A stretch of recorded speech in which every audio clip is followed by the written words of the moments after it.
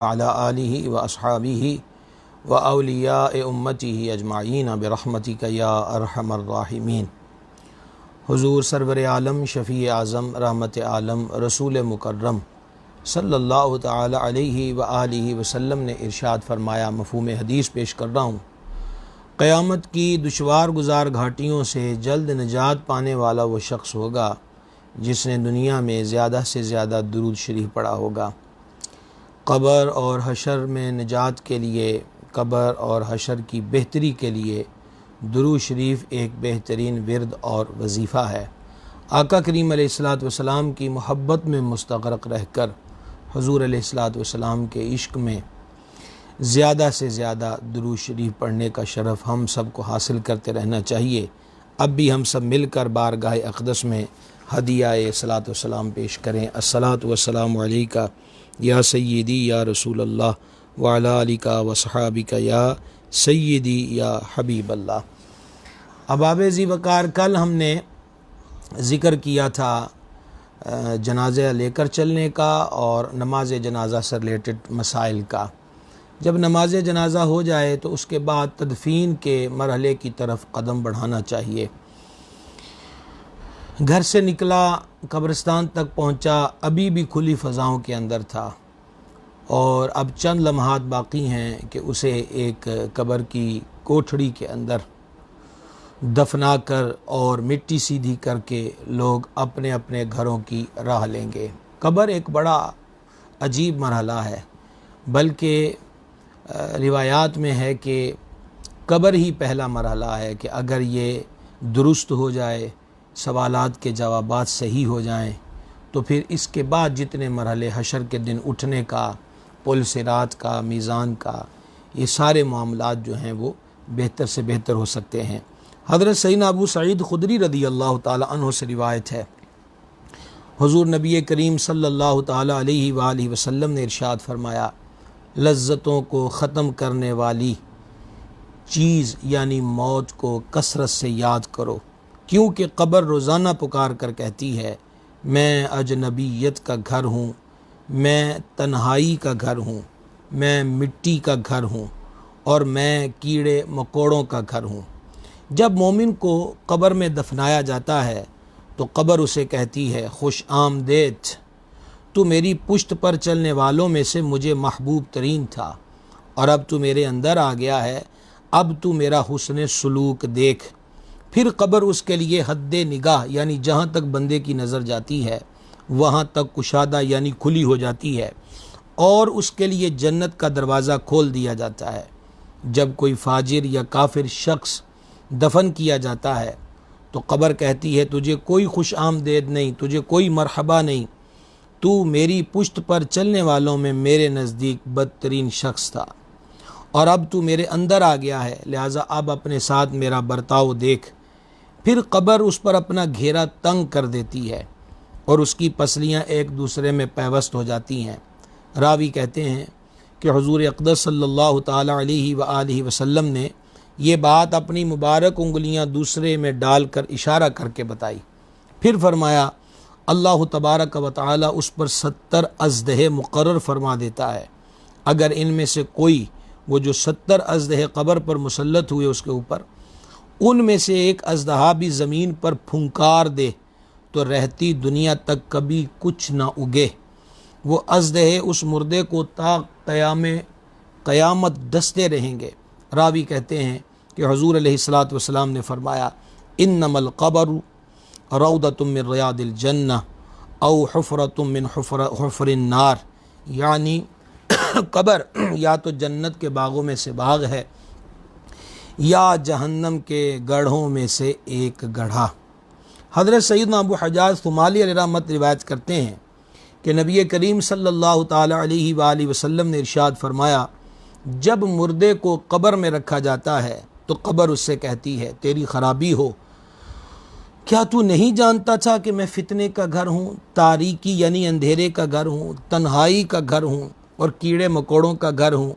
तो ए इंसान, किस चीज़ ने तुझे मुझसे गाफिल रखा कि तू मेरे ऊपर अकड़ अकड़ कर चलता था। अगर मुर्दा नेकी का हुक्म करने वाला हो तो कब्र में एक जवाब देने वाला कब्र से कहता है। और अगर ये बंदा नेकी का हुक्म करने वाला और बुराई से मना करने वाला हो, तो कब्र में उस मुर्दे की तरफ से वो कब्र को जवाब देता है कि फिर तेरा क्या ख्याल है कि अगर बंदा नेक बात को फैलाने वाला था, बुरी बात से रोकने वाला था। कब्र कहती है तब तो मैं शख्स के लिए सर सब्ज़ व शादाब हो जाऊंगी। चुनाचे उसके जिस्म को नूरानी कर दिया जाता है और उसकी रूह बारगाह इलाही की तरफ बुलंद हो जाती है। अब आब ज़िक्र इसी तरीक़ा के साथ उलमा इकराम ने रिवायात को नकल किया है। एक और रिवायत हज़रत मोहम्मद बिन सबीह अलैहि रहमत फरमाते हैं कि जब आदमी को कब्र में रखा जाता है और उसे अजाब दिया जाता है, तो उसके करीबी मुर्दे कहते हैं जो इर्द गिर्द उसके दफन होते हैं, ऐ अपने भाइयों और हमसायों के बाद दुनिया में रहने वाले, यानी तुझसे पहले तेरे अजीज़ भी फौत हुए, तेरे पड़ोसी भी फौत हुए और तू उनके बाद ज़िंदा रहा, क्या तूने हमारे जाने से कोई नसीहत हासिल न की? और तेरे सामने हमारा मर कर कब्रों में दफन हो जाना कोई काबिल गौर बात न थी? तूने हमारी मौत से हमारे आमाल ख़त्म होते देखे, लेकिन तू ज़िंदा रहा और तुझे अमल करने की मोहलत दी गई, मगर तूने उस मोहलत को गनीमत न जाना और नेक अमाल न किए। और उससे वो ज़मीन का टुकड़ा कहता है, ऐ दुनिया के ज़ाहिर पे इतराने वाले, तूने अपने इन रिश्तेदारों से इबरत क्यों न हासिल की जो दुनियावी नेमतों पे इतराया करते थे, मगर वो तेरे सामने मेरे पेट में गुम हो गए। उनकी मौत उन्हें कब्रों में ले आई और तूने उन्हें कंधों पे सवार इस मंजिल की तरफ आते देखा कि जिससे कोई राह फरार नहीं है। यकीनन किसी भी जनाजे से जब हम पलटते हैं तो वो हमारे लिए, जैसे मैंने गुस्ल मैयत का बताया था कि वो भी इबरत का मकाम है, घर से जनाजा निकलता है वो भी इबरत का मकाम है।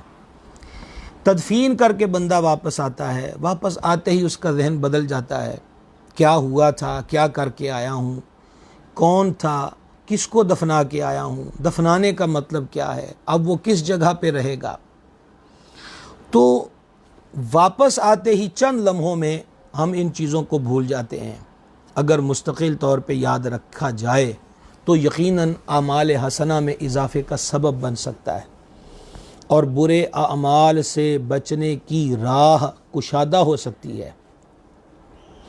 गौर कीजिए कि हम खुले कमरों में रहने वाले लोग, अंधेरे से बचने के लिए रोशनी का एहतमाम है, गर्मी से बचने के लिए पंखे से लेकर एसी तक का इंतज़ाम है। कमरे में दिल घबराया तो बाहर गली में निकल गए, खुले मैदानों में निकल गए, बोले कुछ घबराहट है तो मैं खुली फ़ज़ा में जा रहा हूँ। यही नहीं है बल्कि अपने ही बिस्तर पे लेटे हुए हैं, जिधर चाहा करवट को बदल लिया, जिधर चाहा पांसा पलट लिया, लेटे लेटे दिल ना माना तो उठकर बैठ गए, बैठे बैठे तबीयत ना संभली तो खड़े होकर टहलने लग गए। सारा सिलसिला कब्र के अंदर मौकूफ़ हो जाता है। वहाँ कोई बेड नहीं है, वहाँ कोई रोशनदान नहीं है, वहाँ पर कोई दुनिया के एतबार के साथ, हाँ बंदे के अमाल खैर हैं, जो हदीस हमने अभी पढ़ी कि कब्र जन्नत के बागों में से बाग है या दोज़ख के गढ़ों में से एक गढ़ा है। अल्लाह ताला हमारे हालों पे करम फरमाए और कब्र की तैयारी जो है उसकी तौफीक अता फरमाए। हमारे असलाफ़ की सोच क्या होती थी? अमीरुल मोमिनीन जामिउल कुरान कामिलुल हया वल ईमान सरकार सैयदना उस्मान इब्न अफ़्फ़ान ज़ुन्नुरैन रदी अल्लाह ताला अन्हु के ग़ुलाम बयान करते हैं कि जब सरकार ज़ुन्नुरैन किसी कब्र के पास खड़े होते तो इस कदर रोते कि आंसुओं से आपकी रीश मुबारक यानी दाढ़ी शरीफ तर हो जाती थी। किसी ने सरकार ज़ुन्नुरैन से पूछा कि आप जब भी कब्र को देखते हैं तो बहुत रोते हैं, इसका सबब क्या है? फरमा, मुझे अपनी तन्हाई याद आ जाती है क्योंकि कब्र में मेरे साथ लोगों में से कोई भी ना होगा। फरमाया, जिसके लिए उसकी दुनिया कैद खाना है उसके लिए उसकी कब्र जन्नत, और जिसके लिए उसकी दुनिया जन्नत है उसकी कब्र उसके लिए कैद खाना है। जिसके लिए दुनिया की ज़िंदगी बतौर क़ैद थी, मौत उसकी रिहाई का पैगाम है।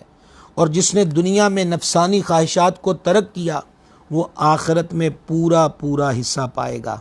बेहतर शख्स वो है कि जो इससे पहले कि दुनिया इसे छोड़ दे वो ख़ुद दुनिया को छोड़ चुका हो और अपने परवरदिगार से मिलने से कबल उससे राज़ी हो गया हो। हर शख्स की कब्र का मामला उसकी दुनियावी ज़िंदगी के मुताबिक है, यानी नेकियों में ज़िंदगी गुजारी तो कब्र में राहतें, और अगर बदियाँ करते हुए मरा तो हलाकतें ही हलाकतें हैं। ये जो सरकार ज़ुन्नूरैन रज़ी अल्लाह ताला अन्हु ने बात इरशाद फरमाई है, ये कितनी बड़ी बात है कि जिसकी ज़िंदगी दुनिया में क़ैद के तौर पर थी, मौत उसकी रिहाई का पैगाम है। अमाल खैर के लिए वक़्त शेड्यूल तरतीब देना पड़ता है। मसलन नमाज को ले लीजिए, इसके लिए वक़्त निकालना पड़ता है। काम काज में मसरूफ़ था या फारिगुल बाल था फिर भी फजूल कामों में पड़ा हुआ है, उससे निकलना। कैसी कैद कि हलाल व हराम का फ़र्क सामने रखना, कैसी कैद कि किसी का हक़ ना मारना। यकीनन इंसानी तबा के लिए ये कुछ आसान नहीं, लेकिन अगर बंदा ये तसव्वुर कर ले और उसको यकीन हो जाए कि मैंने मरना है और कब्र में जाना है, तो फिर उसके लिए ये मामलात इख्तियार करना मुश्किल नहीं बल्कि बड़े आसान हो जाते हैं। सुल्तानुल आरिफीन सुल्तान बाहू अलैहि रहमत ने फरमाया था, जिउंदे की जानन सार मोयां दी, इत्थे ओ जाने जेड़ा मरदा हूँ। कबरां दे विच अन्न न पानी, उत्थे खर्च लुड़ींदा घर दा हूँ। जनाजा जा रहा था तो किसी बंदे ने कहा कि बेचारा फौत हो गया, बेचारा अच्छा अच्छा फौत हो गया। तो एक बुजुर्ग रहमहुल्लाह ने उस बंदे की ये बात सुनी तो फरमा, बरखुरदार बेचारा ये नहीं है, बेचारा तू है और मैं हूँ। कहा हज़रत मुझे समझ नहीं आई। फरमाया, मौत का जायका मीठा था या कड़वा ये चख चुका, जैसा भी था उस मौत के दरवाजे से ये गुज़र गया, मौत का जाम ये पी चुका, लेकिन मैंने और तुमने अभी ये जायका चखना है और कोई ख़बर नहीं है कि ये जायका कैसा होता है। तैयारी करनी चाहिए। जैसा कि अभी आपने सुना कि इर्द गिर्द के मुर्दे उसको कहते हैं कि तेनू अजय भी समझ नहीं आई कि तूने देखा कि हम छोड़कर कब्र में आ गए और तू खुद अपने कंधों पर हमें दफना के गया है, और फिर भी तेरी अकल ठिकाने नहीं आई, फिर भी तू होश के अंदर नहीं आया।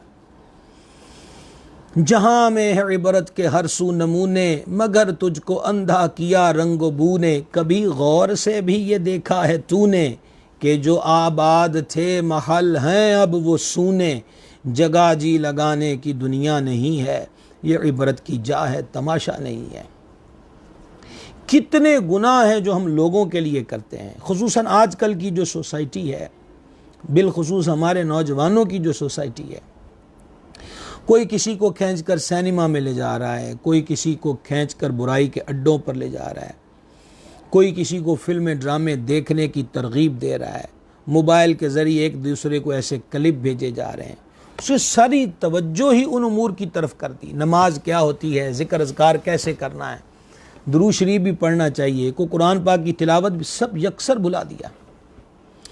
इंशाअल्लाह ताला बहुत जल्द हम एक उन्वान से आपसे मावे गुफ्तगू होंगे कि दोस्ती का म्यार क्या होता है, दोस्त कौन होता है। इस उन्वान पर भी इंशाअल्लाह ताला हम आपसे बात करेंगे।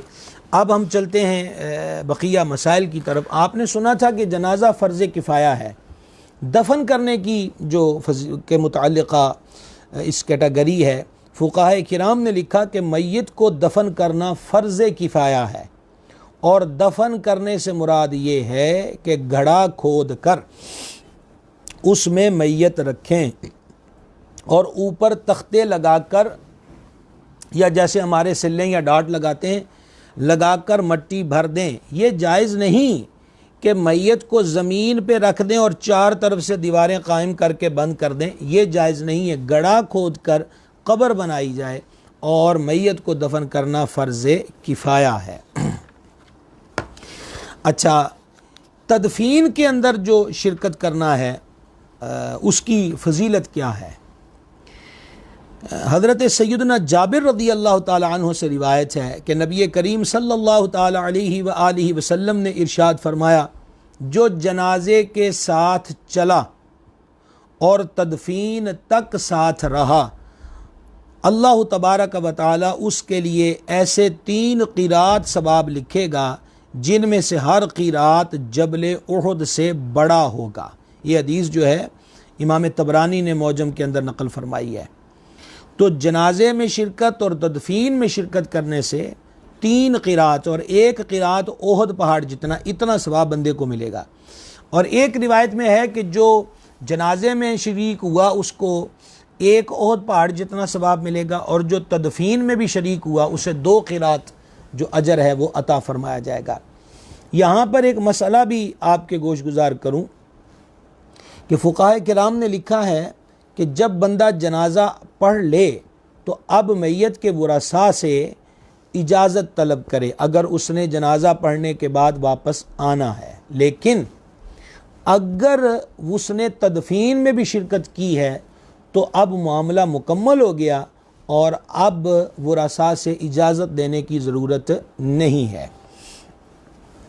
अच्छा जनाब, कब्र की बुनियादी तौर पे 2 किस्में, एक लहद यानी कि बगली कब्र और एक शक यानी संदूक। अच्छा, लहद को बगली कब्र कहते हैं। इसके तैयार करने का तरीका यह है कि संदूक नुमा गड़ा खोद कर उसमें क़िबले की तरफ दीवार में इतनी जगह खोदें जिसमें मैयत को बआसानी रखा जा सके। ख्याल रहे लहद सिर्फ सख्त ज़मीन में ही बनाई जा सकती है, नरम ज़मीन में नहीं बन सकती। और जहाँ तक ताल्लुक़ है शक का, तो ये संदूक नुमा गड़ा खोद कर तैयार की जाती है और आम तौर पे हमारे यहाँ यही राइज है। लहद सुन्नत है और अगर ज़मीन इस काबिल हो तो यही करें, और नरम ज़मीन हो तो संदूक में हरज नहीं है। तो लहद वो इसको बगली कब्र कहते हैं, यानी एक वो गड़ा बनाकर फिर उसको जानिब क़िबला एक हिस्सा जो है वो बनाते हैं जिसके अंदर मैयत को दाखिल कर दिया जाता है। तो ये आप सुन चुके हैं कि नरम मिट्टी हो तो वहाँ ना बनाई जाए, वहाँ सीधी संदूक नुमा कब्र ही बनाई जाएगी। कब्र की लंबाई मैयत के कद से कुछ ज़ायद हो और चौड़ाई आधे कद की और गहराई कम से कम निस्फ कद की, और बेहतर यह है कि गहराई भी कद बराबर हो। अच्छा, इसके अंदर हिकमत क्या है? कब्र मैयत के कद के बराबर खोदना ज़्यादा बेहतर है, क्योंकि अगर जिस्म गल सड़ गया तो इसकी बदबू फैलने से बचाव होगा, और गहराई की वजह से गोश्त खोर जानवर जैसे बिज्जू है इससे भी हिफाजत होगी। कि बाज़ कब्रें खोदने वाले भी ये कहते हैं कि ये कब्रों में सुराख करके अंदर घुस जाता है और आदमी का गोश्त जो है वो खा जाता है। फ़ुक़हा किराम रहमतुल्लाह अलैहिम ने कब्र गहरी खोदने को पसंद फरमाया और इसकी तरगीब दिलाई है। चुनाचे इमाम इब्न आबिदीन शामी अलैहि रहमत फरमाते हैं, अगर कब्र को ज़्यादा गहरा करके मैयत के कद के बराबर किया तो ज़्यादा अच्छा किया। इस तरह गहरे करने का मकसद बू रोकने और दरिंदों को उखाड़ने से बचाने में मुबालगा है। शाह अब्दुल्लाह मुहद्दिस देहलवी अलैहि रहमत फरमाते हैं, कब्र गहरी करना सुन्नत है इसलिए कि इसमें मैयत को गोश्त खोर जानवर बिज्जू से बचाना है।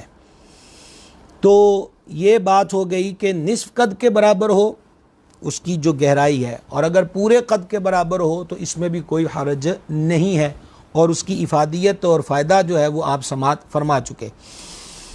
अब हमारे यहाँ कब्र के अंदर ईंटें लगाई जाती हैं, और ईंटें जो होती हैं वो भट्टे पर पकी होती हैं आग पर। तो बुज़ुर्गान दीन यही बयान करते हैं कि कब्र के अंदर आग के आसार नहीं होने चाहिए। तो ज़ाहिर बात है कि अब मिलेंगे ही हमारे यहाँ पक्की ईंटें, तो उसका हल क्या है? कब्र के अंदर की दीवारें वगैरह कच्ची मिट्टी की हों, आग की पकी हुई ईंटें इस्तेमाल न की जाएं। अगर अंदर में पकी हुई ईंट की दीवारें ज़रूरी हों तो फिर अंदरूनी हिस्सा जो है वो मिट्टी के गारे से अच्छी तरह लेप दिया जाए, यानी वही जो मिट्टी कब्र से निकली हुई है उसमें पानी थोड़ा मिला के उसको लेप कर दिया जाए ताकि वो जो ईंटें आग से पकी हुई हैं वो छुप जाएं। कब्र के अंदर बाज़ लोग चटाई बिछाते हैं, बाज़ लोग बहुत ज़्यादा रुई कॉटन का इस्तेमाल भी करते हैं। देखिए अफजल यही होता है कि उसका वजूद मिट्टी के साथ मिला दिया जाए। तो यहाँ चटाई बिछाने की ज़रूरत नहीं है और बहुत ज़्यादा रुई को भी बिछाने की ज़रूरत नहीं है, बल्कि ये एक एतबार से माल को बिला वजह ज़ाया करना है। यकीनन जिसका भी फ़र्द फौत हुआ होता है, ऐन तदफीन के वक्त उसको ये मशवरा देना उसके दिल पर मनफी असरात भी मुरतब कर सकता है। तो इसलिए ये सिलसिले में आज ये मसला मैं आपके सामने बयान कर रहा हूँ। सदरुल शरिया ने भी इसको लिखा है। तो ऐसी चीज़ों को बिछाने की हाजत नहीं है। और कल आप सुन चुके हैं अमीरुल मोमिनीन सरकार फ़ारूक आज़म रदी अल्लाह ताला अन्हु ने क्या फ़रमाया था कि अगर तुम्हारा बाप अल्लाह के दरबार में कबूल हो गया तो फिर उसको तुम्हारे दिए हुए कफन की ज़रूरत ना रहेगी, अल्लाह ताला उसे आला दर्जे का जन्नती लिबास पहना देगा। तो जब मोमिन की कब्र जन्नत का बाग बन जाती है तो फिर हमारी रुई काटन और हमारी चटाइयाँ वहाँ क्या असर रखती हैं। वो तो फिर अल्लाह की रहमत से जन्नत की जो नेमतें हैं, जन्नत की ठंडक है, जन्नत की जो बहार है, वो उसकी कब्र ही जन्नत के बागों में से एक बाग बन जाती है। बुज़ुर्ग बयान फरमाते हैं कि अगर मुमकिन हो तो जो अंदरूनी तख्ते यानी बीच में लगाए जाते हैं तो उस पर सूरह यासीन शरीफ पढ़कर और सूरह मुल्क और दरूद ताज पढ़ के दम कर दिया जाए। यानी ये एक अच्छा अमल है, एक बेहतर अमल है।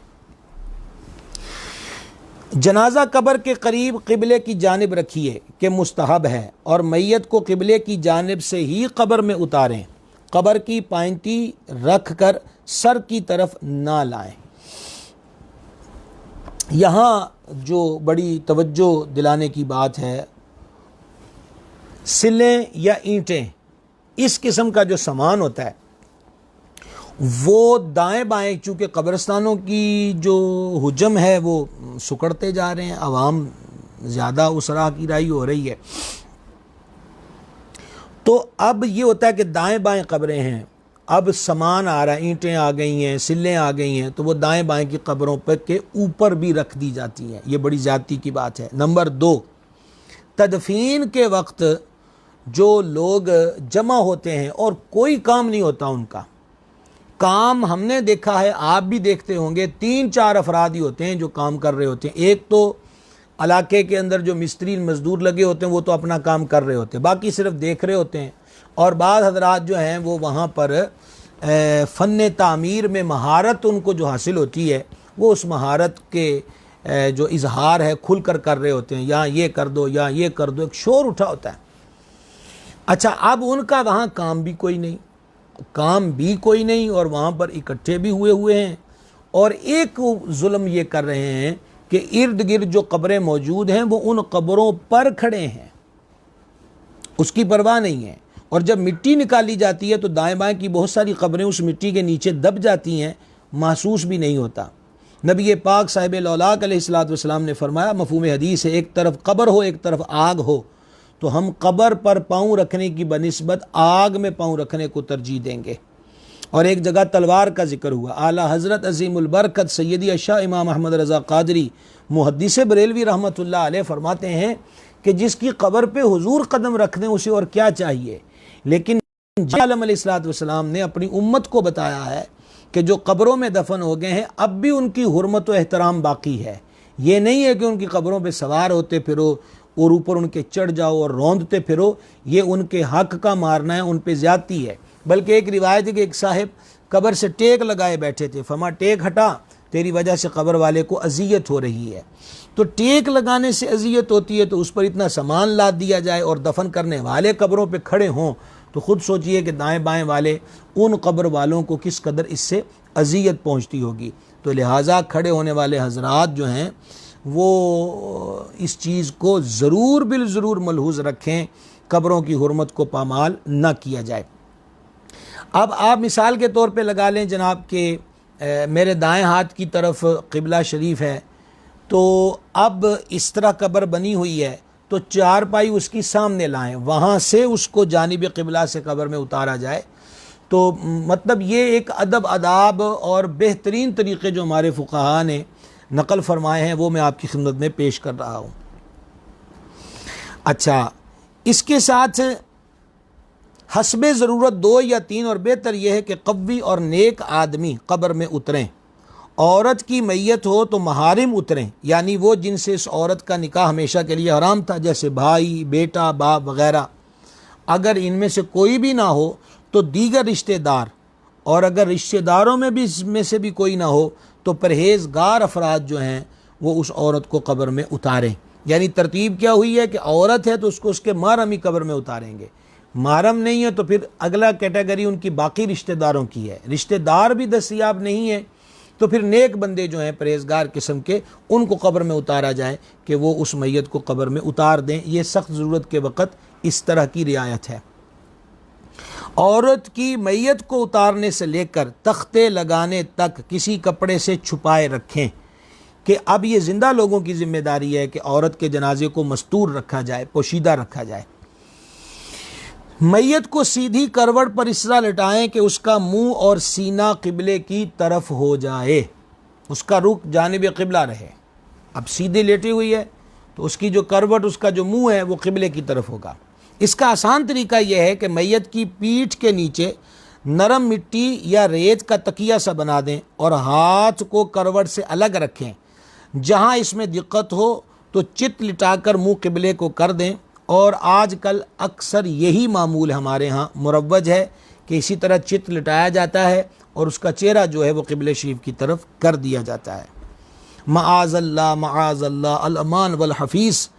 अगर किसी का मुंह गैर क़िबला की तरफ रहा और उसका वजूद इतना सख्त हो गया कि फिर नहीं सकता, तो अब उसको छोड़ दें, उसको ज़्यादा तकलीफ़ ना दें। मतलब बाज़ मैयतें होती हैं उनको अकड़ जाती हैं, और इसीलिए है कि जब रूह कब्ज़ हो जाए तो उसकी आंखें बंद कर दी जाएं और उसके जो पाँव हैं उसको सीधा कर दिया जाए ताकि जो वजूद है वो अपनी असल और दुरुस्त कैफियत पर रहे। तो अब हादसात की सूरत में या बयाबानों में मिलने वाली जो लाशें होती हैं, अब जिधर जिस रुख बेचारा गिर के मरा था या उसका मर्डर हुआ था, जिस हालत में मरा था वहीं पड़ा रह गया और वहीं पर उसका वजूद जम गया, तो अब उसको सख्ती से मूव करने की ज़रूरत नहीं है कि ये बिला वजह मैयत को अजियत देने वाली बात है।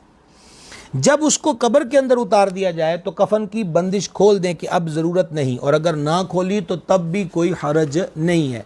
सराहने और पैंती की तरफ जो वो कफन ही की तनियाँ जो बनाई थी उनसे जो बंदिश की गई थी, बांधा गया था, अब उसको खोल दिया जाए। अलबत्ता जहाँ कफन की बंदिश खोलने से सितर खुलने और औरत की बेपर्दगी का अंदेशा हो तो हरगिज़ खोलने की इजाज़त नहीं। अगर मैयत का मुंह देखने के लिए कि क़िबला जानिब हुआ या नहीं औरत का चेहरा खुलवाने की हाजत हो तो ये एहतियात मलहूज़ खातिर रहे कि किसी नामहरम की नज़र उसके चेहरे पे ना पड़े। ये देखने के लिए भी उसका बाप, उसका भाई, उसका बेटा जो बन चुकी, और अब मौका आ गया कब्र के ऊपर मिट्टी डालने का। लेकिन इससे पहले हमारे पास सवालात भी आए थे, तो मैंने कहा था ये तदफीन के बयान में ज़िक्र करूँगा कि अहदनामा, शजरा शरीफ या तबर्रुकात कब्र में रखने हो तो कहाँ रखे जाएँ, ये सवालात हमारे पास आए थे। तो वो हजरात भी मुतवज्जे हों और बाकी भी मुतवज्जे रहें। बेहतर ये है कि जानिब क़िबला, मिसाल के तौर पर इस तरफ क़िबला, अब ऐसे मैयत को लिटाया हुआ है तो जानिब क़िबला जो दीवार है उसके अंदर एक छोटा सा ताक बना लिया जाए, 1 ईंट जितना, तो ये तबरुकात वहाँ पे रख दिए जाएं। अगर किसी भी सबब से वो ताक ना बन सका, तवज्जो ना रही अला हाज़िल क़ियास, तो अब वो तबरुकात गुंबद खदरा शरीफ का रोगन हो, काबा शरीफ के ग़िलाफ़ मुबारक के धागे हों, खाक तैबा हो, अपना शजरा तरीक़त हो या अहदनामा हो, तो वो उसके सीने पर रख दिया जाए। उम्मीद है कि सवाल का जो जवाब था और ये जो वजाहत आप हजरात समझ चुके होंगे। अब उस कब्र पे मिट्टी डालनी है। हाज़रीन जनाजा में से हर एक के लिए मुस्तहब है कि सरहाने की तरफ से दोनों हाथों से 3 बार मिट्टी डालें। जब पहली बार मिट्टी डालें तो कहें मिन्हा खलक़नाकुम, अल्लाह फरमाता हमने ज़मीन ही से तुम्हें बनाया। और दूसरी बार जब मिट्टी डालें तो पढ़ें वफ़ीहा नुईदुकुम, और इसी में तुम्हें फिर ले जाएंगे। और तीसरी बार जब मिट्टी डालें तो पढ़ें व मिन्हा नुखरिजुकुम तारतन उखरा, और इसी से तुम्हें दोबारा निकालेंगे क़यामत वाले दिन। अब बाकी मिट्टी फावड़े से, कईयों वगैरह से डाल दी जाए। जितनी मिट्टी कब्र से निकली है उससे ज़्यादा डालना मकरूह है। जो मिट्टी हाथ पे लगी है उसको झाड़ दें, हाथों को धो लें। हर किस्म का बंदे को इख्तियार हासिल है। कब्र का साइज़ क्या होना चाहिए? कब्र ऊँट के कोहान की तरह ढाल वाली बनाएं, चौखंटी यानी 4 कोनों वाली, जैसा कि आजकल तदफीन के कुछ रोज़ बाद अक्सर ईंटों वगैरह से बना देते हैं, ना बनाएं। कब्र 1 बालिश्त ऊंची हो या इससे थोड़ी सी ऊंची, ये मिक़दार जो है मसनून है। जिस तरह नबी पाक अलैहिस्सलातु वस्सलाम की ज़ारियात पाक में हज़रात सहाबाए किराम अलैहिमुर्रदवान की जो कबूर मुबारक है उनको बनाया जाता था कोहान नुमा। ऊँट की कोहान को आप जहन में ले आएँ, 1 गिठ या इससे कुछ ज़ायद उसकी जो बुलंदी है वो होनी चाहिए। दफन करने के बाद कब्र पे पानी छिड़कना मसनून है। इसके अलावा बाद में मिट्टी को संभालने के लिए या वहाँ पौधे वगैरह लगे हुए हैं तो उनको पानी देने के लिए पानी छिड़कना जायज़ है। बिला ज़रूरत पानी के छिड़काव की हाजत नहीं, कि हमें हर नेमत को महफूज रखने और उसको ज़ाया करने से बचाने का हुक्म दिया गया है। कब्र पे फूल डालना बेहतर है। इसी तरीके से कोई तर शाख हो तो उसको रखना बेहतर है, कि सही बुखारी के अंदर हदीस शरीफ है कि नबी पाक अलैहिस्सलातु वस्सलाम ने एक शाख के 2 टुकड़े करके 2 कब्रों में के सरहाने सब्त कर दिए, गाड़ दिए, और फिर फरमाया गया पूछने पर कि दोनों को अजाब हो रहा था, और ये जो मैंने शाख के 2 हिस्से करके कब्र में सब्त किए, जब तक ये हरी भरी रहेंगी अल्लाह का जिक्र करती रहेंगी और इनके ज़िक्र की बरकत से कब्र वालों के अजाब में तख़फ़ीफ़ कर दी जाएगी। अल्लाहु गनियुन हमीद। तो ये कुछ मुख्तसर बात आपकी खिदमत में अर्ज़ की गई। अब तदफीन के बाद एक और काम हमारे यहाँ उलमाए किराम ने नक़ल फरमा, मुस्तहब अमल है, और वो मुस्तहब अमल ये है कि सरहाने खड़े होकर अलिफ लाम मीम से शुरू होकर मुफलिहून तक, अलिफ लाम मीम ज़ालिकल किताबु ला रैब फीह से शुरू होकर तो मुफलिहून तक सरहाने खड़ा कोई बंदा इसकी तिलावत करे, और कदमों की तरफ आमन रसूल बिमा उनज़िला इलैहि मिन रब्बिहि वल मुमिनून, यानी इसी बकरा की आखिरी आयतें जो हैं उसको आमन रसूल से शुरू कर कर एंड तक उसकी तिलावत की जाए। ऐसा करना मुस्तहब है। अब आ जाइए कब्र पे जो अज़ान का मसला, कल भी सवाल हुआ था कब्र पे अज़ान का। देखिए इसके अंदर आला हज़रत अज़ीमुल बरकत रहमतुल्लाह अलैह ने पूरी इस उन्वान पर किताब लिखी। फतावा रिज़विया की 9वीं जिल्द के अंदर ये मसाइल बड़ी तफसील के साथ बयान है। मैं ख़ुलासा आपके गोशगुजार कर रहा हूँ, और वो ख़ुलासा कलाम यह है कि पहली चीज़ यह है कि बंदा एक नई जगह पर गया है, खुले मकानों से, अपने कमरों से, बेडरूमों से, कालीनों से, नरम व नाजुक गद्दों से, शोर शराबे वाली दुनिया, रौनक वाली दुनिया से निकल कर बिल्कुल अजनबीयत और तन्हाई के घर में चला गया। ज़ारी बात है उसका दिल वहाँ कैसे लगेगा। सैयदना आदम सफ़ीउल्लाह अलैहिस्सलातु वस्सलाम जब जन्नत से ज़मीन पर तशरीफ़ लाए तो उनका दिल यहाँ नहीं लगता था, तो अल्लाह ताला ने जिब्रील अमीन को भेजा, और जिब्रील अमीन अलैहिस्सलाम ने आकर उनके कान में अज़ान पढ़ी, जिसकी बरकत से उनका दिल लग गया। अमीरुल मोमिनीन इमामुल वासिलीन शेर खुदा मुश्किल कुशा अलीउल मुर्तज़ा करमल्लाहु तआला वजहुल करीम की ज़ाते पाक एक दिन सरकार अलैहिस्सलाम की खिदमत में हाजिर हुए तो मगमूम थे। फमाली को बंदा न मिला जो तेरे कान में अज़ान पढ़ता ताकि गम दूर होता। इन 2 रिवायतों से मालूम हुआ कि अजनबी जगह पर दिल लगने का एक बेहतरीन विरद वजीफ़ा अज़ान भी है, तो इसलिए कब्र के ऊपर अज़ान पढ़ी जाए ताकि मैयत का दिल जो है वो कब्र में लग जाए। दूसरी बात, नबी करीम सल्लल्लाहु ताला अलैहि वसल्लम ने इरशाद फरमाया कि जब कहीं आग लगी देखो तो तकबीर पढ़ो, यानी अल्लाहु अकबर अल्लाहु अकबर, बल्कि फरमाया कि तकबीर के ज़रिए यानी अल्लाहु अकबर पढ़ने के ज़रिए आग को बुझाओ। अभी आप हदीस सुन चुके कि कब्र जन्नत के बागों में से बाग है या दोज़ख के गढ़ों में से एक गढ़ा, तो खुदा न खास्ता अगर गुनाहों के सबब वहाँ आग ही है तो अज़ान में कितनी बार अल्लाहु अकबर, और अगर 7 अज़ानें पढ़ी तो कितनी बार अल्लाहु अकबर का जो अमल है वो पाया गया। तीसरी चीज़ कि इमाम कुर्तुबी रहमहुल्लाह ने तज़किरा के अंदर लिखा है, मैं उसका खुलासा पेश कर रहा हूँ, कि जब कब्र में सवालात होते हैं तो उस दौरानिए में शैतान कब्र की दीवार तक बंदे का पीछा करता है, उसकी तवज्जो माअज़ अल्लाह ताला उसको भुलाने और बहकाने की कोशिश करता है कि वो सवालों में, पंजाबी हमारे कहते हैं, थुड़क जाए, बहक जाए, ताकि ये सवालों के जवाब ना देगा तो फिर ठिकाना दोज़खी है माज़अल्लाह। और सही मुस्लिम के अंदर क्या है कि जब अजान पढ़ी जाती है तो शैतान की हवा खारिज होती है और उस हालत में वो भाग जाता है। तो इतनी देर बाहर अजानें हो रही हैं और सवालात का सिलसिला होगा, तो अजान की बरकत से शैतान भाग चुका और क़ब्र के सवालात के जवाबात में इंशाअल्लाह उसकी रुकावट और उसका खलल जो है वो अब शामिल नहीं रहेगा। अच्छा, इसी तरह एक रिवायत है कि एक साहिब की तदफीन के बाद हज़ूर अलैहि सल्लम उनकी कब्र के करीब रुक गए। सरकार ने पढ़ा अल्लाहु अकबर, सहाबा कराम ने पढ़ा अल्लाहु अकबर, हज़ूर ने पढ़ा ला इलाहा इल्लल्लाह, सहाबा कराम ने पढ़ा ला इलाहा इल्लल्लाह। मुख्तलिफ़ कलिमात हैं।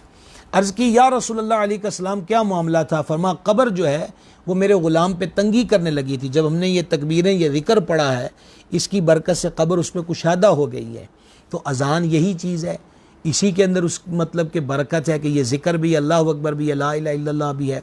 और फिर एक और इसमें हिकमत ये है, मर रब्बुक, तेरा रब कौन है? मुअज्जिन पढ़ अल्लाहु अकबर। मा दीनु का, तेरा दीन क्या है? अशहदु अल्ला इलाहा इल्लल्लाह अशहदु अन्ना मुहम्मदुर रसूलुल्लाह। मा कुंता तक़ूल फ़ी हक़्क़ि हाज़ा रजुल, ये गोरी गोरी रंगत, ये महजबीन, ये हसीन, ये महबूब खुदा अलैहि तहियत वस्सना, जो तुम्हारे सामने रौनक अफरोज़ है, इनके बारे में क्या कहता था? तो ऊपर पढ़ा जा रहा है अशहदु अन्ना मुहम्मदुर रसूलुल्लाह। तो कब्र के जो तीनों सवालात हैं उसके जवाबात की मुआवनत जो है वो अज़ान की सूरत में मौजूद है। ये चंद फ़ायदे मैंने आपकी खिदमत में पेश कर दिए।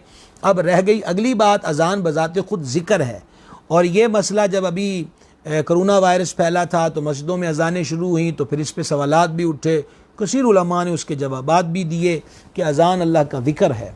तो अल्लाह का ज़िक्र जो है उससे रहमत बरसती है, ज़हमत इससे दूर होती है। तो लिहाजा कब्र पर इस नीयत से जितनी चीज़ें मैंने आपकी खिदमत में अभी पेश की हैं, अगर इन चीज़ों को पेश नज़र रख कर अज़ान पढ़ी जाए तो आप ख़ुद गौर कर सकते हैं कि इससे कब्र वाले को कितना फ़ायदा होगा।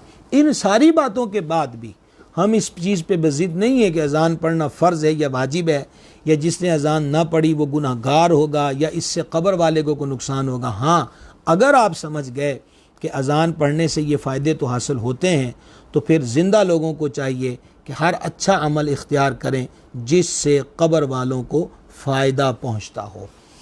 दफन के बाद कब्र के पास इतनी देर तक ठहरना मुस्तहब है जितनी देर में ऊँट ज़बा करके गोश्त तकसीम कर दिया जाए, कि इनके रहने से, यानी वो जो तदफीन के बाद उसके लोग कब्र के गिर्द मौजूद हैं, इनके रहने से मैयत को उनस होगा और नकीरैन का जवाब देने में वहशत न होगी। और इतनी देर तक तिलावत कुरान और मैयत के लिए दुआ व इस्तिग़फ़ार करें और ये दुआ करें कि सवाले नकीरैन के जवाब में साबित कदम रहे। हमारे यहाँ जनाब ये होता है कि दफन के बाद बड़े मामले हैं जनाब, दफन के बाद ज़्यादा देर रुका नहीं जाता। और असलाफ में से बड़ों ने वसीयतें की थी कि मेरी कब्र पे हल्का बनाए रखना ताकि नई जगह पर मेरा दिल लग जाए। तो अब जो तदफीन के दौरान भी खड़े होते हैं वो क्या कर रहे होते हैं, हमारे सामीईन से मतलब ये है कि ये बात पोशीदा नहीं है कि उनका मामूल क्या होता है। बातें चल रही होती हैं, गप्पें चल रही होती हैं, कह के बुलंद हो रहे होते हैं, वगरना मोबाइल जिंदाबाद। कितनी देर रहेगी, कितना टाइम लगना, वो अंदाज़ा लगा लेते। डाट वाली कब्र है, बस जनाब उन्होंने कहा घंटा बनने हैं। अब ये मामला उन्होंने कहा आधा घंटा लग जाएगा, कोई उधर किनारा करेगा, 4 टोलियाँ उधर हैं, 4 टोलियाँ उधर हैं, हाँ कहा के उठ रहे हैं, कहाँ? कब्रिस्तान में। मुल्ला जीवन रहमतुल्लाह अलैह ने तफसीरात अहमदिया में लिखा कि कब्रिस्तान में ठट्ठा, हंसी मजाक, दुनिया की बात, ये हाँ ये कह है, खदशा है कि बंदे की 40 साल की इबादत ज़ाया हो जाए। वो इबरत की जगह है। नबी पाक अलैहिस्सलाम ने फरमाया, हमने तुम्हें कब्रों की ज़ियारत से मना किया था, अब तो हम तुम्हें इसकी इजाज़त देते हैं, कब्रों की ज़ियारत किया करो, ये आखिरत की याद दिलाती हैं। तो तदफीन के बाद भी खुसूसन मैयत के जो घर के अफराद हैं उनको चाहिए कि वो कुछ देर वहाँ पे रुकें, को तिलावत करे, को नात शरीफ पढ़े, कसीदा बुर्दा शरीफ पढ़े, ताकि नई जगह पर उसका दिल बहल जाए। और ये जो अभी सदरुल शरिया अलैहि रहमत की बात हमने पढ़ी कि वो फरमाते हैं कि नकीरैन के सवालात के जवाबात में उसे तन्हाई और वहशत का सामना ना करना पड़े। नबी करीम सल्लल्लाहु ताला अलैहि वसल्लम साहब तदफीन के बाद हज़रात सहाबा इकराम अलैहिर्रज़वान से फरमाया करते थे कि दस्ते मुबारक उठाकर अपने भाई के लिए साबित कदमी की दुआ मांगो कि अब इससे कब्र में सवालात पूछे जाएंगे। तो ऐसा मुसलसल दुआ बंदा करता रहे कि मालिक हमारे इस जो भी अजीज़ है इसको नकीरैन के सवालात के जवाबात में साबित कदमी दे, ताकि ये सवालों का जवाब जो है वो बेहतर तरीके से दे सके। तदफीन के बाद हमारे यहाँ जब वापस जाते हैं तो बाज़ लोग 40 कदम आकर दुआ मांगते हैं। दुआ हर वक्त जायज़ है। उजीबु दावत दाई इज़ा दान, कबूल करने वाला फरमाता है मेरे बंदे जब भी दुआ मांगे मैं दुआ सुनता भी हूँ, कबूल भी फरमाता हूँ। अलबत्ता 40 कदम की कोई ख़ास तखसीस नहीं है कि 40 पर ही जाल के दुआ मांगनी है तो होगी, या ऐसा है कि ना करा तो कुछ ऐसा वैसा हो जाए। हरगिज़ नहीं, दुआ कदम कदम पे मांगिए, मालिक से मांगना है और मांगनी चाहिए। दुआ खुद इबादत है। तो 40 कदम की तखसीस नहीं है कि 40 कदम जब दफना के वापस चलेंगे तो ही दुआ मांगेंगे। चाहे वो 35 कदम पे मांग लें, चाहे 10 कदम पे मांग लें, चाहे घर जाके मांग लें, किसी भी मरहले पर तो इस किस्म की कोई पाबंदी नहीं है। अब इसी के साथ हमारे पास जो वक्त बचा है, मैं एक इसी से रिलेटेड एक मुख्तसर मसले आपकी खिदमत में पेश करना चाहता हूँ। वो है ताज़ियत करना। बिस्मिल्लाह। यानी जिनका कोई अजीज़ वफात हुआ है उनसे ताज़ियत करना। ताज़ियत का मतलब होता है दिलासा देना, सब्र दिलाना। और इससे मुराद ये होता है कि मुसीबत में मुब्तला बंदे को सब्र की तलकीन करना और मैयत के वरसा से इज़हार हमदर्दी करते हुए दुआइया अल्फाज और तसल्ली आमोज़ कलिमात कहने को भी ताज़ियत कहते हैं। तो जब किसी का इंतकाल हो जाए तो उसके करीबी रिश्तेदारों के पास ताज़ियत के लिए जाना सुन्नत है, ये कार सवाब है और इसके फ़ज़ाइल भी हैं। हज़रत सैयदना अबू हुरैरा रज़ी अल्लाह ताला अन्हु से रिवायत है कि रहमत आलम नूर मुजस्सम सल्लल्लाहु ताला अलैहि वसल्लम फरमाते हैं, जिसे किसी जनाजा की खबर मिले और वो अहले मैयत के पास जाकर उनकी ताज़ियत करे तो अल्लाह ताला उसके लिए एक क़िरात सवाब लिखेगा। और क़िरात के बारे में आप समाअत फरमा चुके हैं कि एक क़िरात ओहद पहाड़ जितना होता है। हज़रत सैयदना दाऊद अला नबीना करीम अलैहिस्सलातु वस्सलाम ने एक मरतबा अल्लाह तबारक व तआला की बारगाह में अर्ज़ की, ए अल्लाह, जो तेरी रिज़ा का तालिब होकर किसी गमज़दा की ताज़ियत करे तो तेरी तरफ से उसको क्या जज़ा मिलती है। अल्लाह तबारक व तआला ने इरशाद फरमाया, मैं उसे तक़वे का लिबास पहनाऊँगा और उसे जहन्नम से बचाकर जन्नत में दाखिल करूँगा। सुभान अल्लाह करीम। एक और हदीस सुन लीजिए, तिरमिज़ी शरीफ में है। आका करीम अलैहिस्सलातु वस्सलाम ने फरमाया, जो किसी मुसीबत ज़दा से ताज़ियत करेगा उसके लिए उस मुसीबत ज़दा जैसा सवाब है। इस उम्मत के पाँव में कांटा भी चुभ जाए तो सवाब मिलता है अगर वो सब्र करे। तो ताज़ियत करने वाले को उतना ही सवाब है जितना मुसीबत में मुब्तला बंदे को मुसीबत में रह के सब्र करते हुए सवाब मिल रहा है। और एक हदीस में फरमाया, इब्न माजा में है, जो बंदा मोमिन अपने किसी मुसीबत ज़दा भाई की ताज़ियत करेगा अल्लाह ताला क़यामत के दिन उसे करामत का जोड़ा पहनाएगा। और एक जगह फरमाया, जो किसी गमज़दा शख्स से ताज़ियत करेगा तो अल्लाह उसे तक़वा का लिबास पहनाएगा और रूहों के दरमियान इसकी रूह पर रहमत फरमाएगा। और जो किसी मुसीबत ज़दा से ताज़ियत करेगा अल्लाह उसे जन्नत के जोड़ों में से 2 ऐसे जोड़े पहनाएगा जिनकी कीमत सारी दुनिया भी नहीं हो सकती।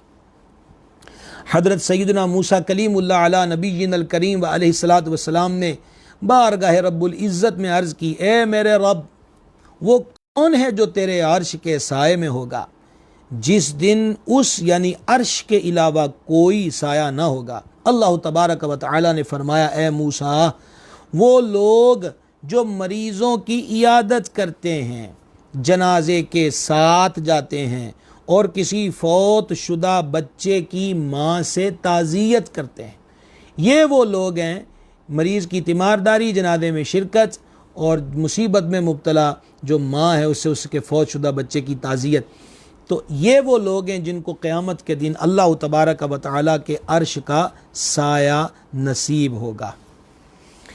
दफन से पहले भी ताज़ियत जायज़ है, मगर अफजल ये है कि जब तदफीन हो जाए, और ये उस वक्त है कि औलिया मैयत जज़ा फ़ज़ा यानी रोने धोने में मुब्तला ना हो और ना उनकी तसल्ली के लिए दफन से पहले ही करे, तो तदफीन के बाद ताज़ियत करना अफजल अमल है। ताज़ियत का वक़्त मौत से 3 दिन तक है, इसके बाद मकरूह है कि गम ताज़ा होगा। मगर जब ताज़ियत करने वाला या जिसकी ताज़ियत की जाए वहाँ मौजूद ना हो, या मौजूद है मगर उसे इल्म नहीं, तो बाद में हरज नहीं। 3 दिन ये होते हैं सोग के। कोई भी बंदा, किसी का कोई अजीज़ करीबी रिश्तेदार फोत हो गया, सोग के दिन 3 हैं, 3 दिन वो सोग है, इसी के अंदर अंदर ताज़ियत करनी चाहिए। और फुक़हा ने कहा कि वो बाद के अंदर भी चलते फिरेंगे तो गम ताज़ा होगा। लेकिन किसी को देर बाद इत्तला मिली और अब वो ज़रूरी भी समझता है कि अजीज़ है, ताल्लुक़दारी है, किसी भी तरीके से वाबस्तगी है, तो मेरा ताज़ियत करना बनता है, तो अब वो 4थे दिन भी हो, 5वें दिन भी हो, 6ठे दिन भी हो, 10वें दिन भी हो, तो ताज़ियत करने में हरज नहीं है। ताज़ियत करने वाला आजिज़ी और इनकिसारी और रंजो गम का इजहार करे, गुफ्तगू कम करे और मुस्कुराने से बचे कि ऐसे मौके पर मुस्कुराना दिलों में बुग़्ज़ और कीना पैदा कर देता है। अब किसी की फातिहा को लिए गए तो वही मौज मस्खरी कर रहे हैं, 2-4 उधर बैठ गए, 2-4 इधर बैठ गए, हमारे इसको कहते हैं पंजाबी में फूड़ी ते बहना। तो अब जनाब वहाँ गप्पें चल रही हैं, हंस रहे हैं, तो जिसका गया है गम तो उसका है, तो वो किसी को हंसता हुआ देखेगा तो उसके दिल में कितनी किस बंदे की अहमियत होगी कि यार ये हमारे यहाँ फातिहा के लिए आए और अपनी गप्पों में और हंसी खेल में लगे हुए हैं। मुस्तहब यह है कि मैयत के तमाम रिश्तेदार जो हैं उनको ताज़ियत करें, छोटे बड़े मर्द औरत सबको, मगर औरत के मामले में महारिम ही ताज़ियत करेंगे। ताज़ियत में कहना क्या चाहिए? कहना चाहिए अल्लाह ताला आपको सब्र जमील अता फ़रमाए और इस मुसीबत पर अजर अज़ीम अता फ़रमाए। अल्लाह ताला मरहूम की या मरहूमा की मग़फ़िरत फ़रमाए। नबी करीम रऊफ़ुर रहीम सल्लल्लाहु ताला अलैहि वसल्लम ने किन अल्फाज के साथ ताज़ियत फ़रमाई, वो मुबारक कलिमात भी सुन लें। सरकार अलैहिस्सलाम ने फ़रमाया, इन्ना लिल्लाह, खुदा ही का है, मा आख़ज़ा वलहु मा आता, जो उसने लिया और जो दिया, व कुल्लुन इंदहु बिअजलिन मुसम्मन फलतस्बिर वलतहसिब। फरमाया कि खुदा ही का है जो उसने लिया और जो दिया, और उसके नज़दीक हर चीज़ एक मुक़र्ररा वक़्त तक है, लिहाजा सब्र करो और सवाब की उम्मीद रखो। मैयत के आइज़ा यानी उसके अजीज़ों का घर में बैठना कि लोग उनकी ताज़ियत के लिए आएँ, इसमें हरज नहीं। और मकान के दरवाज़े या आम रास्ते पर बिछोने या दरी वगैरह बिछाकर बैठना बुरी आदत है। एक तो रास्ते ब्लॉक करना है, और ये हमने कई जगह पर देखा है कि बाज़ बड़े बड़े घराने होते हैं तो अब उनको महल्ले में कह भी कोई नहीं सकता, तो जनाब हफ्ता भर वो, क्योंकि हमारे यहाँ मुरव्वज पहली जुमेरात तक ताज़ियत और फातिहा वसूल करने के लिए बैठते हैं, हफ्ता भर गलियाँ ब्लॉक रहती हैं, तो ये लोगों को बिला वजह अज़ियत देने वाली बात है। इसके लिए बैठक का तयन कर लिया जाए, करीब किसी मुनासिब बैठने की जगह का एहतमाम कर लिया जाए कि आवाजावी में भी किसी की रुकावट ना बने, और आपके पास जो फातिहा के लिए आ रहे हैं उनको भी आसानी से वहाँ पहुँचना दस्तयाब रहे। और कब्र के करीब ताज़ियत करना फ़ुक़हा ने लिखा मकरूह तंज़ीही है, तो इसका महल यही है कि बाद अज़ तदफ़ीन उनके पास जाकर दिलजोई भी करे और ताज़ियत भी करे। बाज़ कौमों में वफ़ात के बाद आने वाली पहली शब बराअत या पहली ईद के मौके पर अजीज़ व अक़रीबा अहले मैयत के घर ताज़ियत के लिए इकट्ठे होते हैं। यह रस्म गलत है। हाँ, जो किसी वजह से ताज़ियत न कर सका था वो ईद के दिन ताज़ियत करे तो हरज नहीं।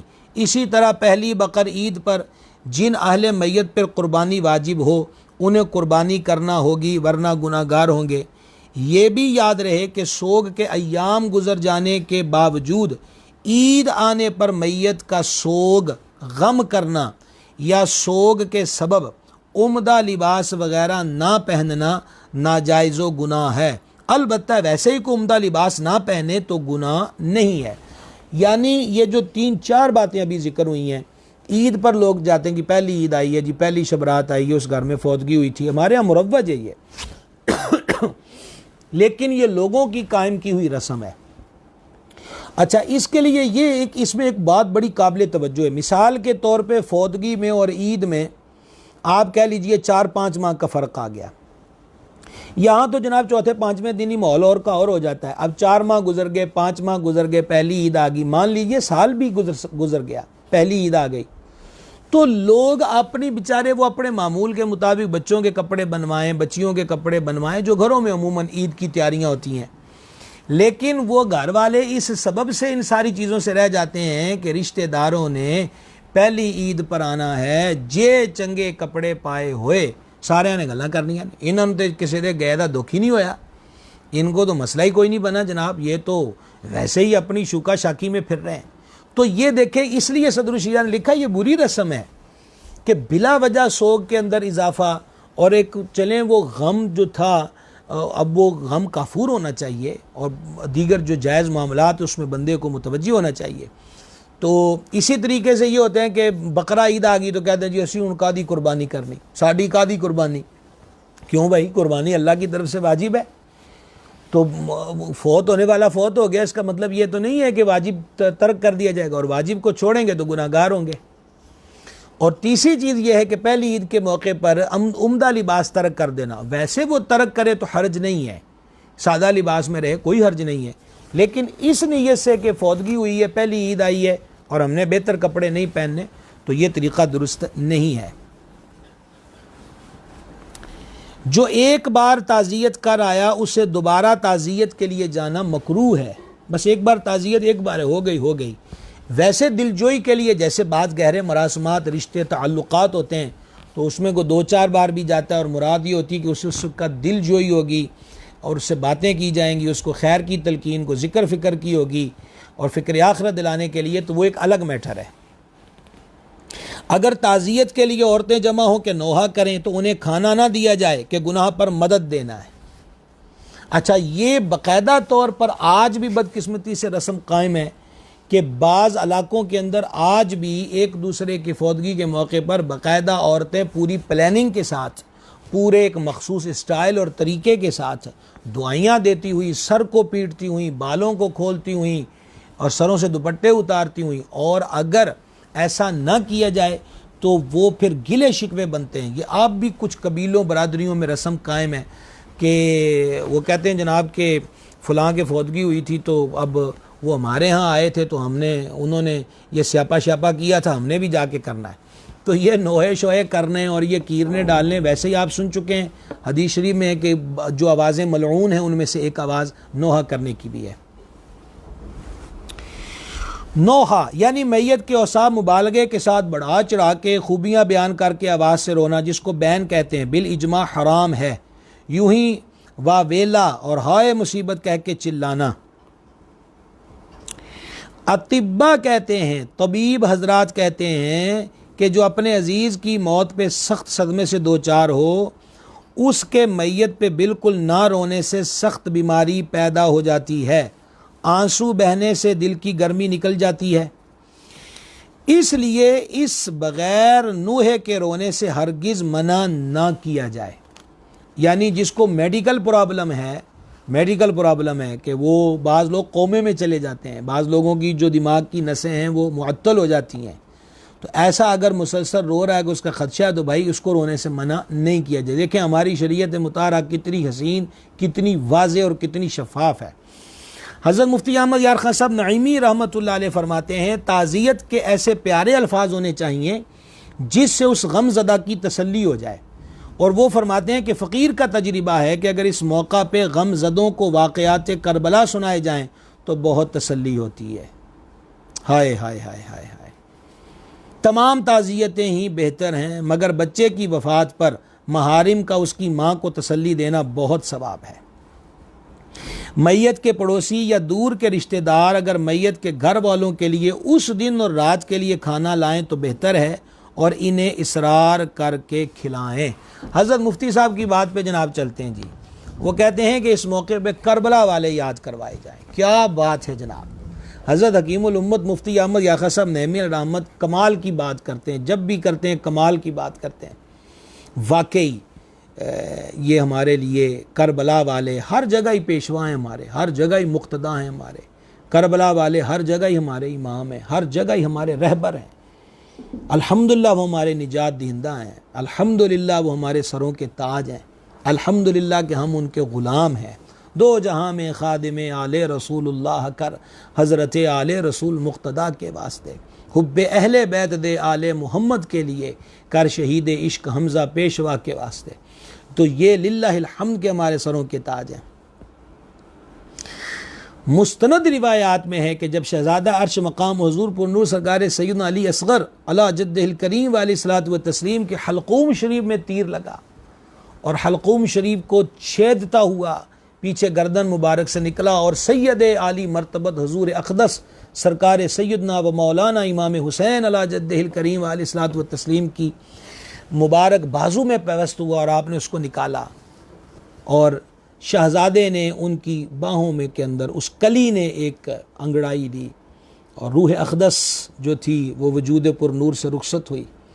इस दर्द के आलम और इस दर्द की कैफियत में इमाम अर्श मकाम ने अर्श की तरफ देखा और अर्श की तरफ देखकर एक ही बात कही, मेरे मौला गवाह रहना कि ये मेरे साथ क्या कर रहे हैं।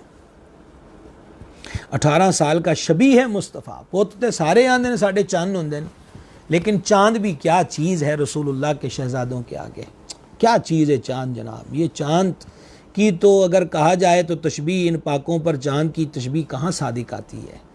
चांद में दाग नज़र आते हैं, क्या करोड़ों चांद इनकी नक्शे पा पे निसार, इनकी नक्शे राह पे कुर्बान। शबी है मुस्तफ़ा रसूल पाक अलैहिस्सलाम की शबी अक्स जमील। ऐसे शहजादे को करबला की रेत से उठा के लाना और फिर भी रब से शिकवे न करना। तो हज़रत मुफ्ती साहब की कब्र पे अल्लाह करोड़ों रहमतों का नज़ूल फरमाए, जिन्होंने ये हसीन मशवरा दिया कि ज़्यादा दर्द व रंज वाले बाद जवान मौतों पे ज़्यादा सदमे होते हैं, कई साल ये सदमों से बंदा बाहर नहीं आता। तो वाकई ऐसे मौके पे जहाँ करबला वाले हर जगह हमारे इमाम हैं, तो यहाँ रंज और दर्द की कैफियत और हालात में भी करबला वाले हमारे लिए सब्र की राह पे चलने में हमारे इमाम और हमारे मुक़्तदा और हमारे पेशवा हैं। ताज़ियत करने में कुछ अल्फाज कुफरिया इस्तेमाल होते हैं, औरतें भी बोलती हैं और बाज़ नालायक मर्द भी बोलते हैं। किसी का जवान साला बेटा फोत हो जाए, कोई शक नहीं है कि उस माँ की दुनिया उजड़ जाती है, शक ही नहीं है कि बाप की कमर टूट जाती है। लेकिन आगे से ताज़ियत में ये अल्फाज, अल्लाह ने तेरे नाल चंगी नहीं की थी, बंदा काफर हो जाएगा। अल्लाह करीम ने कुरान पाक में फरमाया मालिक करीम ज़र्रा बराबर किसी पे जुल्म नहीं करता। फिर ये कह देना अल्लाह नूं भी लोड़ होनी, अल्लाह नूं भी चंगे बंदियां दी लोड़ है, बस वो वक़्त तो पहले ले गया, वक़्त तो पहले ले गया। हालांकि अल्लाह ने वक़्त मुकर्रर किया हुआ है और फरमाया वक़्त से न पहले किसी की रूह कब्ज़ होगी, न वक़्त मुकर्रर के बाद किसी की रूह कब्ज़ होगी। तो बोलते वक़्त जो अल्फाज का इस्तेमाल, वही अल्फाज बेहतर है। अल्लाह ताला जी आपको सब्र दे, अल्लाह ताला मरहूम की मरहूमा की बख्शिश करे, गरीक़ रहमत करे। यकीनन आपके लिए बड़ा सदमे का वक्त है, पर सब्र कीजिए और अब जो उनको ज़रूरत है वो कीजिए कि अब उनके लिए वो उनको इंतज़ार है। नबी पाक अलैहि सल्लल्लाहु अलैहि वसल्लम मैयत को हमेशा इंतज़ार होता है, घर वालों की दुआ का, इस्तिग़फ़ार का, कि ये करें और उसको इंतज़ार रहता है। और कल हमारा मौजू यही है। आपने अमूमी तौर पे कुल चेलमों के अंदर मुख्तलिफ़ किस्म की मुरव्वजा तकरीरें तो सुनी हैं, लेकिन कल का उन्वान सुनने की नीयत अभी से कर लीजिए। इंशाअल्लाह ताला कल इसाले सवाब के तरीक़े आपकी खिदमत में पेश किए जाएंगे और इसाले सवाब करने में, ख़त्म दिलवाने में जो हमारे यहाँ गलतियाँ ऐड हो चुकी हैं उसके बारे में इंशाअल्लाह इमाम अहले सुन्नत का क्या क्या फतावा हैं वो कल हम आपके सामने ज़िक्र करेंगे। आप हबाब की मोहब्बतों को बड़ा शुक्रिया कि इतने दिन गुज़र गए हैं और हम भी अल्हम्दुलिल्लाह अल्लाह की रहमत से, उसके महबूब के करम से, अपने मुर्शिद पाक की निगाह बरकत से रोज़ाना आपकी खिदमत में हाज़िर होते हैं। लेकिन महसूस यही होता है कि शुक्र है कि आप उकताए नहीं हैं और उम्मीद करते हैं कि उकताएँगे भी नहीं। भाई यूँ ही समझें कि आपकी 1 घंटे की क्लास तय हो चुकी है। तो इंशाअल्लाह ताला हम भी आपकी खिदमत में हाज़िर हैं और अल्लाह करे जो बातें ज़िक्र होती मालिक हम सब को इस पर अमल की तौफ़ीक़ अता फ़रमाए, सादत अता फ़रमाए। तो कल इंशाअल्लाह इस मौजू पर बात होगी। अब आपके जो सवालात इंशाअल्लाह उसके जवाबात पेश किए जाएंगे। साहिब का सवाल है कि एक मुट्ठी से कम दाढ़ी को कटवाना या सेट करवाना कैसा है? क्या एक मुट्ठी से कम दाढ़ी कटवाने वाला या सेट करवाने वाले के पीछे नमाज हो सकती है? देखिए, दाढ़ी शरीफ की मिकदार के बारे में पहले भी जिक्र हो चुका कि सैयद आलम अलैहिस्सलाम कुब्ज़ा, ठोड़ी के नीचे से दाढ़ी शरीफ को मुट्ठी में लेकर तो जो इसके जायद बाल होते थे हुजूर उसको तराश देते हैं। हमारे फुक़हा का इस पर इत्तिफाक है कि दाढ़ी शरीफ कम अज़ कम एक मुट्ठी होना ज़रूर है। एक मुट्ठी से घटाना, कटवाना, मुंडवाना हराम है और ऐसा करने वाला फासिक मुअलिन है और ऐसे को इमाम बनाना जायज़ नहीं है। अजीब तमाशा है, इमाम भी अगर अल्लाह के महबूब की सुन्नत पे अमल नहीं करेगा तो अवाम क्या करेगी? ख़ुसूसन हमारी जो नई नस्ल है वो फैशन परस्ती में इतनी दिल दादा हो गई है कि उनको ये नहीं पता हो भाई, आपका दिल अगर दुनिया के फैशन पर ही आ चुका है तो खुदा का खौफ कीजिए, मुसल्ले की तकदीस तो पमाल मत कीजिए। आप जवाब दें हैं, हदीस शरीफ में है इमाम जामिन है नमाजों का। ज़िद में मत आइए, लड़िए मत, झगड़िए मत। हक की बात हमेशा तलख होती है, लेकिन बताइए दाढ़ियाँ मुंडवा कर, मुट्ठी से घटा कर, उनमें अजीब किस्म की तराशें तराश कर मुसल्ले पे खड़े होंगे, क़यामत के दिन इनकी नमाजों का हिसाब दे पाएंगे। और अजीब बात है, उस्ताद ज़मन ने कहा था, मैं ऐसे हजरात की नज़र ये शेयर करना चाहता हूँ कि जिनको फैशन इतना अजीज़ है कि वो अपने ही आका व मौला की सुन्नत से भागते हैं। उस्ताद ज़मन ने कहा था, तेरी वहशतों से ए दिल मुझे क्यों ना आर आए, तू उन्हीं से दूर भागे जिन्हें तुझ पे प्यार आए। इमाम साहिबान की, हाफिज साहिबान की, दीनी तलबा की तो ज़्यादा जिम्मेदारी है कि वो लोगों के लिए नमूना बने। अब ये क्या हुआ, मदरसे में पढ़ रहे हैं तो सरों पे पगड़ियाँ और टोपियाँ, और बाज़ारों में फिर रहे हैं तो बोदे शोदे बनाए हुए हैं। तो ये क्या हो गया? ये पार्ट टाइम बदमाशी हो रही है। पार्ट टाइम उनको ये हो गया कि बस हमारा वो जुज़ वक्ती पढ़ाई है, वो तो यूनिफॉर्म है। यूनिफॉर्म नहीं है, हुजूर की सुन्नत है। सुन्नत समझ के पगड़ी बांधें, सर को ढांप के रखना चाहिए। ये जो मांग है बालों के दरमियान, ये बीच में से चीर निकालें, बीच में से मांग निकालना सुन्नत है। लैलतुल क़द्र में मतलअल फज्र हक़, मांग की इस्तिक़ामत पे लाखों सलाम। दुनिया के दिल दादा होंगे और खुद वो भी लोग जो मज़हब, जिन पे मजहबी होने का इत्तलाक़ होता है, और वो ऐसी हरकतें करेंगे तो बताइए कि फिर क्या होगा। आप रहबर हैं लोगों के, ऐसे लोगों को खुद चाहिए। लफ्ज़ इमाम आ गया, पीछे बात क्या रह गई है?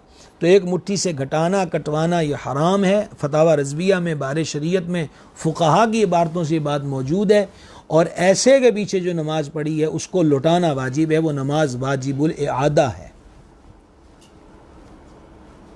लतीफ़ साहब का सवाल है, क्या कुल शरीफ और चिल्लम का ख़त्म दिलाना ज़रूरी है, और फौजी वाले घर का खाना खाना कैसा है? जी मोहम्मद लतीफ़ साहब, इंशाअल्लाह आपने सुन ही लिया कि आपका सवाल आ गया मेरे पास, तो कल हमारा मौजू ही यही है। तो कल तक की आप इंतज़ार फरमाएं, इंशाअल्लाह हम तफसील से अर्ज़ करेंगे कि क्या ख़त्म दिलाना ज़रूरी है कि नहीं है, ये भी कल हम बयान करेंगे इंशाअल्लाह। मोहम्मद अकरम साहिब का सवाल है, कब्र पर अगरबत्ती जलाना या चिराग जलाना कैसा है? एक तो अभी आप सुन चुके हैं कि कब्र के अंदर पक्की ईंट लगाई है तो उस पर भी मिट्टी लेप दी जाए ताकि आग के आसार ना हो। दूसरी बात है कि कब्र के ऊपर आग अगरबत्ती हरगिज़ ना लगाया करें, उसको साइड पर लगाया करें। तीसरी बात यह कि पूरी की पूरी डब्बी लगाने की ज़रूरत नहीं है।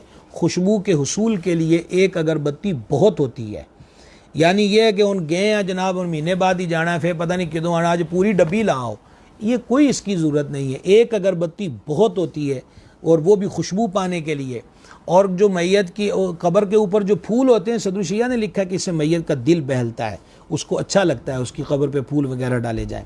अब अगली बात आ गई चिराग जलाने की। हमारे यहाँ मुरव्वज ये है कि कब्रों के सराहने ताक बनाए जाते हैं और हर जुमेरात को चिराग जलाए जाते हैं। देखिए, शरई तौर पर इन चिरागों के जलाने का कोई हुक्म नहीं। नंबर 2, इन चिरागों का कब्र वालों को कोई फ़ायदा नहीं है कि कब्र के सराहने दिए जलाए जाएं तो इससे कब्र वाले को फ़ायदा। हाँ, एक सूरत में दिया जला सकते हैं, और वो ये है कि रास्ता है, दिया जला दिया शाम को कि गुज़रने वालों को, जिन्होंने आना जाना है, कब्र ऐसी जगह पर है कि उनको गुज़रने में आसानी रहो, या अंधेरा है और देख कर किसी ने को तिलावत को ज़िक्र अज़कार पढ़ने, इसलिए चिराग जला दिया कि उस तिलावत में आसानी रहे। इन ज़रूरियात के सबब जलाना जायज़ है। वैसा इज़ात माल है, चिरागों का कब्र वालों को फ़ायदा कोई नहीं होता। तनवीर साहिब का सवाल है, कब्र के अंदर चारों तरफ ईंटें लगाना और नीचे रुई और मुसल्ला वगैरह बिछाना कैसा है? ये तो बात हम तफसील से अर्ज़ कर आए हैं जी कि मुसल्ला और रुई की ज़रूरत नहीं है, और ईंटें लगाने की ज़रूरत होती है, मिट्टी ऐसी होती है तो उस पक्की ईंटों के ऊपर मिट्टी का लेप कर दिया जाए गारा बना के। इन्हीं का सवाल है कि कब्र पे अजान देने के मुताबिक कुछ इरशाद। ये तो हम गुजारिश कर चुके हैं अभी जनाब, सारी तफसील से अर्ज़ कर चुके हैं। अंसर कादरी साहिब का सवाल है, मदनी पंज सूरा कब्र में रख सकते हैं? नहीं, ये नहीं है कि पूरे पूरे कुरान या इतनी इतनी सूरतें जो हैं वो उसके बीच रख दी जाए। अहदनामा रखा जाए शजरा शरीफ तरीक़त वाला, और बाकी जो मैंने तबरुकात कर्ज किया, तो ये नहीं कि पूरा पूरा कुरान, अब वो 5 सूरे में आप कितनी कितनी सूरतें उसके अंदर, तो उसकी ज़रूरत नहीं है। शक्कर रसूल साहिब का सवाल है कि मैंने एक बार किसी से सुना था कि रूह अगरचे बदला नहीं लेती, लेकिन अगर वो लेना चाहे तो वो अपने ऊपर होने वाले जुल्म का बदला ले सकती है, इस बारे में? ये इस्लामी तसव्वुर नहीं है जी कि रूहें बदला लेती हैं, ऐसी कोई बात नहीं है। ये हिंदुआना जो हैं वहाँ के तसव्वुरात हैं, और ख़ुसूसी तौर पे जो कहानियाँ क़िस्से हैं उनके अंदर बातें, बदला अल्लाह लेगा। जो मर गया बेचारा जुल्म की हालत में मज़लूम था, तो देखिए कि मालिक का बदला, तेरे रब की पकड़ बड़ी सख्त है, रूहें बदले शदले नहीं लेती। मोहम्मद फारूक खान साहिब का सवाल है, क्या मैयत के पीछे जिक्र अज़कार करना जायज़ है? मैयत से मुराद अगर जनाजा है तो वो कल जिक्र हो चुका कि जनाजे में जिक्र अज़कार करना जायज़ है, और अब इससे और क्या मुराद हो सकती है? जब तक सवाल हो रहा है मज़ीद तफसील लिख देंगे तो मैं अर्ज़ कर देता हूँ। साजिद साहिब का सवाल है, औरत के कब्रिस्तान जाने पर शरई हुक्म क्या है? मना किया गया जी। उसकी एक बुनियादी वजह यह है कि औरत कमज़ोर होती है। अब बाप की कब्र पे जाएगी रोएगी, बेटे की कब्र पे जाएगी वही नोहा गरी का सामान गर्म होगा, तो अपने घर के अंदर, हाँ मिसाल के तौर पे औरत घर से बाहर निकली या इज़्ज़ा अक़रीबा किसी भी जायज़ उमूर के लिए राह में कब्रिस्तान पड़ता तो रुक के फातिहा पढ़े, उसकी ममानियत नहीं। रहील कादरी साहिब का सवाल है, अगर ख्वाब में मुद्दा कोई चीज़ मांगे तो इससे क्या मुराद? हाँ, ये जो इल्म रोया है इसकी मुख्तलिफ़ कैफियत होती हैं। क्या चीज़ मांगी है, फिर उसको देख कर उस चीज़ का जवाब दिया जाता है। अमूमी तौर पर एक बुनियादी तौर पे जितना मैंने 4 सतरें पढ़ी हैं इसके मुतालिका, कि वो जो चीज़ मांगी जा रही है उसी पर उसका इन्हिसार होता है, वो क्या मांग रहा है। कभी उससे मुराद ये होती है कि वो दुआ का कह रहा है, जैसे आपने कल सुना है कि वो औरत नहीं आई, बोले मुझे कफ़न नहीं पूरा दिया गया या मुझे कफ़न तंग है, तो वो इसाले सवाब के मुतमन्नी होते हैं। और बसा औक़ात ये होता है कि जो इल्म रोया वाले हैं उन्होंने इन बातों को बयान किया है कि अगर उसको कोई चीज़ दे दी जाए, वो मांग रहा है तो उसको दे दी, तो ये अक्सर बेशतर जो देने वाला है उसके लिए मुफीद नहीं होती। अल्लाह व रसूल अलम बिस्सवाब। लेकिन ये हर ख्वाब पर यह बात का इत्तलाक़ नहीं होगा जो मैंने अर्ज़ की है, हर ख्वाब की एक अलग ताबीर है। एक मोहतरमा का सवाल है कि ख्वाब में मुद्दे को बराहना देखना कैसा है? ये चूँकि इल्म रोया से इसका ताल्लुक़ है, आपका सवाल हम महफूज करते हैं, इंशाल्लाह इसका जवाब कल अर्ज़ करूँगा। मोहम्मद अकरम साहिब का सवाल है, मैयत कब्रिस्तान ले जाने के लिए सवारी का इस्तेमाल किया जाता है, इसके बारे में क्या? देखिए बड़े बड़े शहरों के अंदर, वैसे मैंने कराची में देखा है कि वहाँ बड़ी मस्जिदों के लिए मैयत गाड़ी बनी हुई है, और कब्रिस्तान जो है वो मीलों मील दूर है, तो ऐसी ज़रूरत के एतबार से कोई हर्ज नहीं है। आखिरी नूर खिच्ची साहिब का सवाल है, जो लोग दूसरी कब्रों से ईंटें उठाकर इस्तेमाल करते हैं, इसके बारे में? कितना जुल्म है, कितनी ज़्यादती है कि वो दूसरे की वो जो मतलब चीज़ है, दूसरे की मलकियत, तो वो आपने कल मसला सुना ना कि अगर मुर्दा किसी की गसबशुदा जगह में दफन कर दिया तो ज़मीन वाले को इख्तियार है मुर्दा बाहर निकाल के उनको वापस कर दे। तो अब ईंटें उठाना कितनी ज़्यादती की बात है कि यही आखिरी मौका, उसकी तमीर, आखिरी घर की तमीर यही तो थी, इस पर भी चोरी की और बग़ैर इजाज़त की ईंटें लगाएंगे तो जुल्म ही जुल्म है। जायज़ नहीं है किसी की इजाज़त के बग़ैर किसी की चीज़ देना। हाँ, जैसे अंडरस्टूड बात होती है कि ईंटें कम हो गई हैं, साथ से ईंटें ले ली और बाद में रख दी जाएंगी, देखने वाला भी या जिसको इल्म होगा उसको बुरा भी नहीं लगा कि चलो यार ज़रूरत थी वगैरह वगैरह, ये एक अलग चीज़ें होती हैं। मोबाइल देंगे मुझे, बिस्मिल्लाह जी। और सवाल तहरीरी है आपके पास? जी फरमाएं। मोहम्मद आमिर असरार नक्शबंदी आपका सवाल है कि एक बात सुनने को मिलती है कि फौत होने वाले की रूह 40 दिन तक घर आती है और 40वें का ख़त्म दिलाकर कहते हैं कि रूह को अलविदा कर दिया गया है, इसके बारे में क्या? ये इंशाल्लाह जी कल भी हम तफसील से बयान करेंगे। नंबर 2, 40 दिन ही आती है, इसकी क़ैद नहीं है। और नंबर 3 उसे किसी ख़ास तरीके से विदा किया जाता है, अलविदा, ऐसी भी कोई बात नहीं है, रूहें आती ही रहती हैं। ये हदीसें कल हम पढ़ेंगे इंशाअल्लाह ताला। साहब का सवाल है कि अगर हाफिज कुरान दाढ़ी कटवाता हो और वो मुसल्ला सुनाता हो, क्या उसके पीछे तरावी पढ़ सकते? ये मसला अभी जिक्र हो चुका, बिल्कुल नहीं पढ़ी जाए। सूरतों वाला इमाम ढूंढ लें लेकिन मुतरश्शे हो, दाढ़ी शीफ उसने रखी हुई हो। जनाबे वाला मोहम्मद बिलाल और फिर ये राशिद शफीक साहब जी, मोहम्मद बिलावल,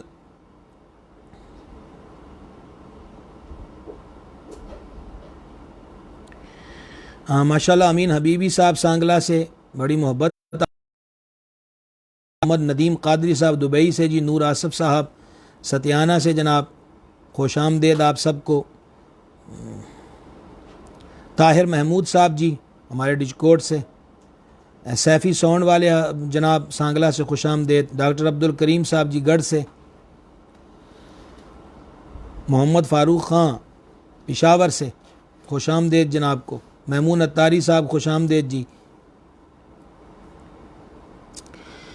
हाजी वक्कास डोगर खुश आमदेद जनाब आपको भी।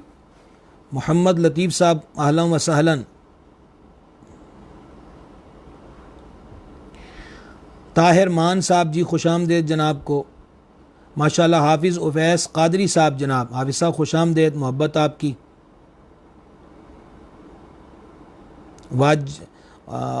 वाजिद अली साहब जनाब खुश आमदेद जनाब को जी। मोहम्मद इकराम साहब जी माशाल्लाह। शफकत रसूल साहब पीर महल से जनाब।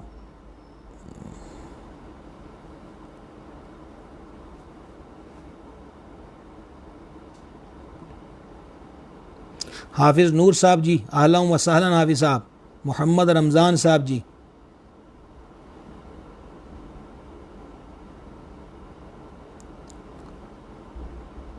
राही रज़ा कादरी साहब जी मीरपुर से।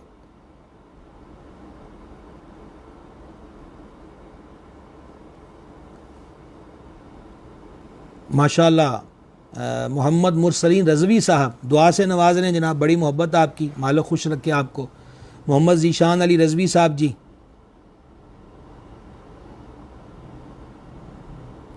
साहबजादा ख्वाजा अदनान साहब जनाब जंडावाला शरीफ से खुश आमदेद आपको भी। असरार जोइया साहब का सलाम है जी, वालेकुम अस्सलाम व रहमतुल्लाह। हाफिज़ अबू बकर साहब जनाब आपको भी अहलन व सहलन।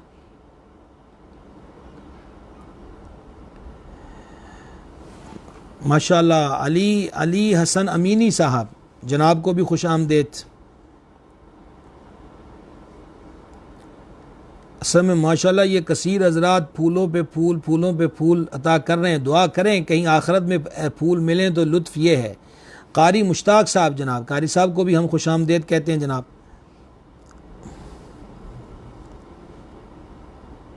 फैसल नसीम खुश आमदेद। सैयद मोहम्मद नौमान नूरानी साहब जनाब शाह साहब वालेकुम अस्सलाम, मोहब्बत आपकी किबला, तशरीफ़ लाए आप।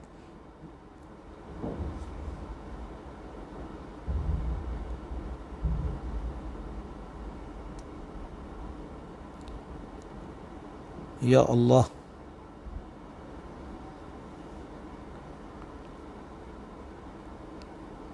जनाब मियाँ सलीम साहब जी पीर महल से, मियाँ सलीम साहब हैं जी पीर महल से, आपको भी खुश आमदेद जी। आप सब हजरात की मोहब्बतों का अज़हद शुक्रिया, अल्लाह ताला सलामत रखे। और हर रोज़ कहता हूँ और आज फिर गुजारिश करता हूँ कि आप जानते और समझते हैं कि माशाल्लाह राणा मोहम्मद नवीद साहब जी खुश आमदेद जनाब को भी, कि ये जो बातें हैं, ये मसाइल हैं, ये सब के लिए मुफीद हैं। तो फिर आप जिस वीडियो को अपने मोबाइल स्क्रीन पे देख रहे हैं तो आपके पास शेयर करने का ऑप्शन मौजूद है, इस नीयत के साथ कि हमारे दूसरे भाई भी इन मसाइल से वाकफियत हासिल कर लें। तो इनको आम करना, शेयर करना हरगिज़ ना भूला करें, ज़रूर आगे पहुँचाया करें। चिराग इल्म जलाओ के बड़ा अंधेरा है, अल्लाह इन अंधेरों को दूर कर दे और हमारे हालों पे करम फरमाए।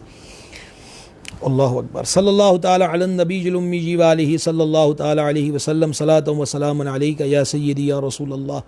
बंदा नवाज हाज़री कबूल फरमा, हमारे गुनाहों को माफ़ फरमा, ख़ताओं से दरगुज़र फरमा, नेक कामों की तौफ़ीक़ दे, बुरे कामों से महफूज रख, हमारे मशाइख़ किराम के दर्जात बुलंद फरमा, हमारे माँ बाप पर रहमत फरमा, तमाम मुसलमान मर्दों तमाम मुसलमान औरतों की बख्शिश फरमा, बीमारों को शिफा दे दे, बेकरारों को करार दे दे, बेरोज़गारों को रोज़गार दे दे, बे औलादों को नेक औलाद दे दे।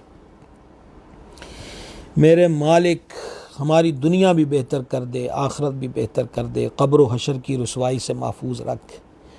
तू ही बेहतर जानता है कि हमारी ज़िंदगियों के कितने दिन, कितने माह, कितने साल बाकी हैं। अर्ज़ है, वास्ता है तेरे हबीब का, इन अय्याम को, इन माह साल को अपनी बंदगी में बसर करने की हमें दौलत अता कर दे, नाफरमानियों से बचा ले, क़ब्र व हशर की रुसवाई से महफूज रख, ख़ातिमा ईमान पर हो, ख़ातिमा ईमान पर हो, बुरी मौत से बचा, बुरी मौत से बचा। मौला ये कसीर अहबाब हमारे भाई मोहब्बतों का इजहार करते हैं, इलाही इन सब को दुनिया और आखिरत की भलाइयाँ अता फरमा। जिन्होंने दुआओं के लिए कहा है, तू सब की हाजात को जानता है, सब की जायज़ हाजात को पूरा फरमा। अल्लाहुम्मा इन्ना नस्अलुकल अफ़्वा वल आफ़िया फ़िद्दीन वद्दुनिया वल आखिरह व सल्लल्लाहु तआला अला हबीबी सय्यिदना मौलाना मुहम्मद व अला आलिहि व सहबिहि अजमईन। आप सब हज़रात का बहुत शुक्रिया, जज़ाकुमुल्लाह खैर व अहसनल जज़ा।